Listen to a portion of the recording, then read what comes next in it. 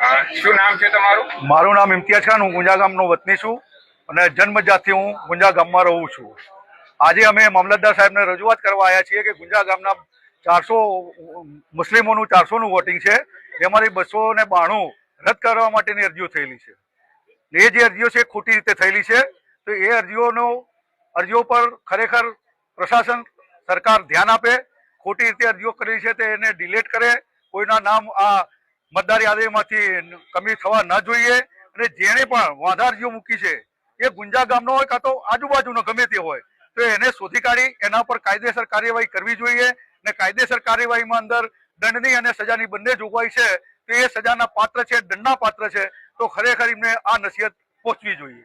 એના માટે આવ્યું છે. અમારું ગામ છે એકતા અને અખંડિતતામાં માનવા વાળું છે.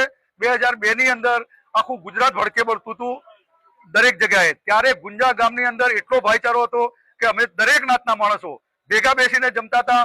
કોમ્બિંગ અમે કર્યું તો પબ્લિક કોમ્બિંગ કર્યું, દરેક જ્ઞાતિના માણસોને સાથે રહીને કોમ્બિંગ કર્યું. એ રીતની અમારી એકતા અને અખંડિતતા છે. આજે વાંધા અરજીઓ આપવામાં આવી છે, આપી અમારી ગામની એકતા અને અખંડિતતાને નુકસાન કરવા માટે, અમારી એકતા અને અખંડિતતાને છીનભીન કરવા માટેનો પ્રયાસ છે. એટલે ખરેખર આવા દૂષણ વાળા કામો નહીં થવા જોઈએ. એના માટે અમે આજે રજૂઆત કરવા સાહેબશ્રીને આવ્યા છીએ. સાહેબશ્રીએ અમે રજૂઆત સાંભળી છે. હવે અમે જોઈએ છીએ કે આમાં અમને કેટલું ન્યાય મળે છે.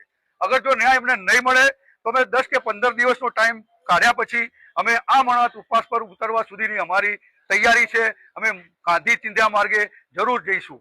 વાંધા અરજી પછી કેવો માહોલ છે?